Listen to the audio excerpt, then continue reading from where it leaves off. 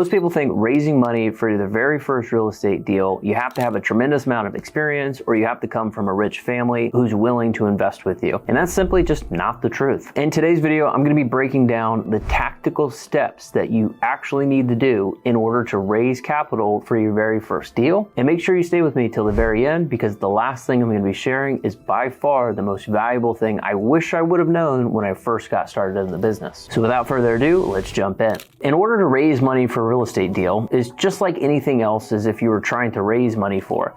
You have to be able to identify or find a great deal that attracts real estate investors.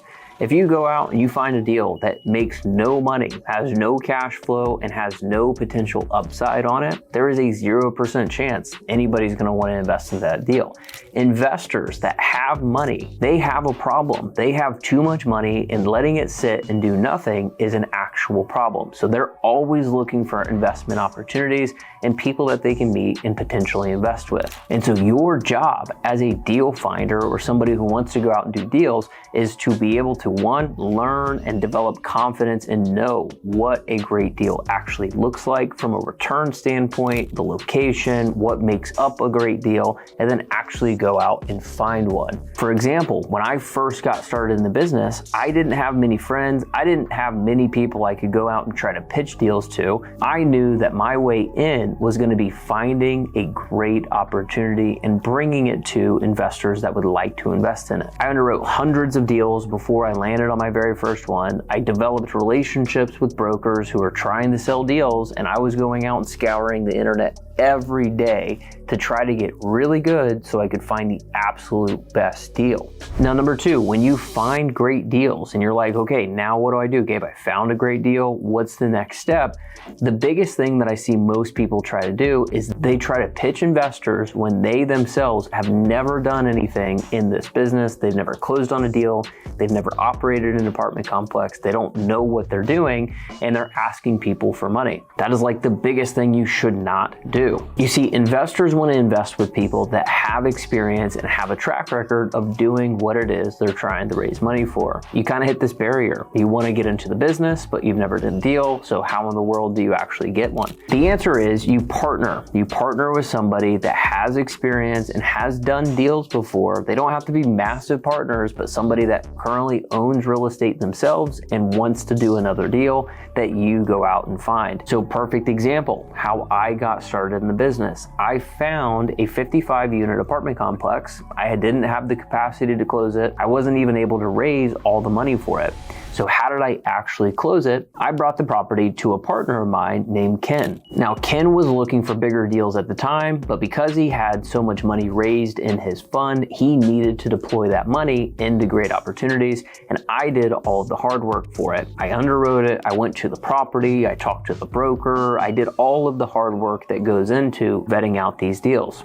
So I found it, I worked the relationship, and then I brought it to Ken, and I said, hey Ken, this is the deal. I think I can raise some money for it. Do you want to potentially partner with me on this property? And after we went to the property together, toured it, underwrote it, and said, okay, this thing's a great opportunity. We want to take this down. Let's figure out how you're going to actually structure this. The way that I ended up raising over $1 million for this transaction was because I had his experience to leverage. So I ended up raising over $1 million for it. I went to 80 investors and I got told no about 65 times. 15 people said yes.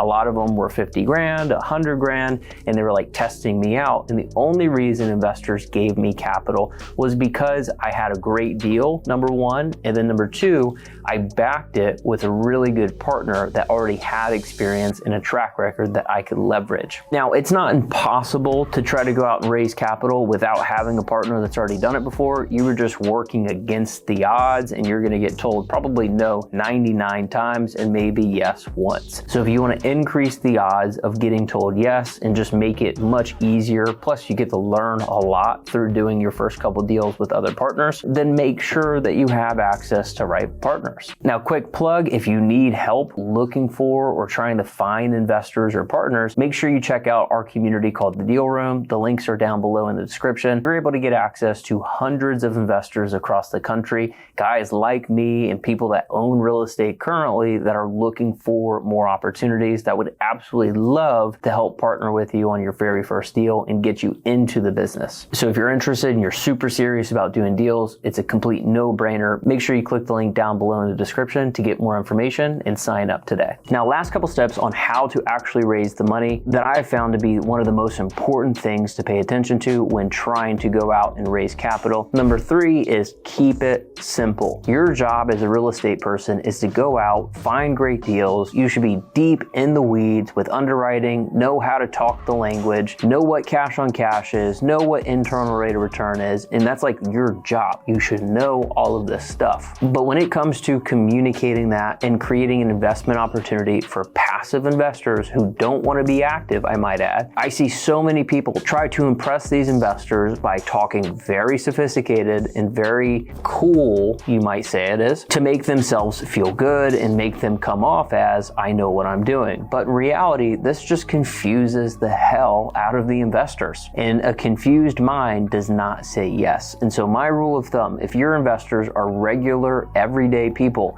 keep it simple. So for example, when I raise capital for a real estate deal, if you invested $100,000, my goal is to send you back $185,000 to $200,000 over a 5-year period. And this is done through both cash flow that you're going to get every single month, along with the appreciation that you get to take a part of on the sale. You see how simple that is? That's all they care about. How much am I giving you and how much do I get back over what period of time, and how is that actually done? Now, I start very high level and then I work down. If the investors invested before and they ask specific questions about what's the IRR or what's the cash on cash or what's the equity multiple or all these things that allude to sophistication, then you better be able to hang with them and not come off as unprofessional or like you don't know what you're doing. And then lastly, I told you this is the most important one, and by far I've raised over $15 million from investors for our deals, and I raised over $100 million while working at billionaire Grant Cardone's real estate team.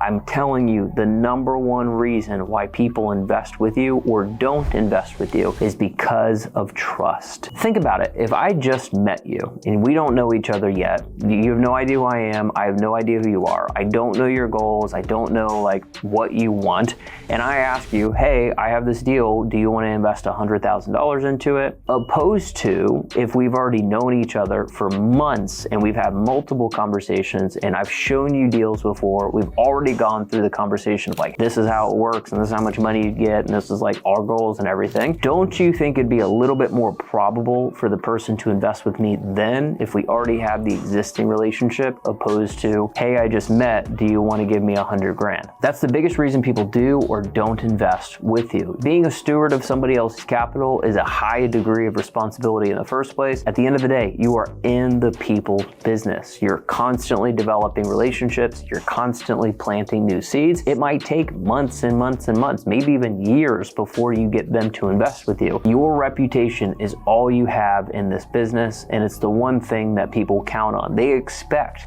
you to bring out great deals. I've seen plenty of people have great real estate deals that they bring out, fantastic numbers, very profitable, and because nobody knows them, likes them, or trusts them, they don't raise a lot of money for the opportunities because they're so focused on the deal. They're missing the biggest piece. Who are they, and why should I take a chance on you? So quick recap, you gotta be good at finding deals and knowing what a great opportunity is and how to attract the investors in with a great deal. Number 2, you got at the very beginning with no experience, you got to have a partner that's already done it before that you can leverage their experience. It just makes it so much easier. Plus, you get to learn along the way and compress the learning curve so much faster. Number 3, keep it simple. Do not overcomplicate it until they start to ask the more sophisticated questions. And then lastly, number 4, always be developing trust with your current investors, new potential investors, and always be planting seeds. And you never know when these seeds might sprout, but you do know that over a long enough period of time, it will work in your favor. Hopefully you found a tremendous amount of value in today's video. If you did, all we ask is like the video, make sure to comment below what your thoughts are, and then most importantly, to help the channel continue to grow and get this content seen by other serious investors like yourself, make sure you're subscribed, and I will see you on the next one.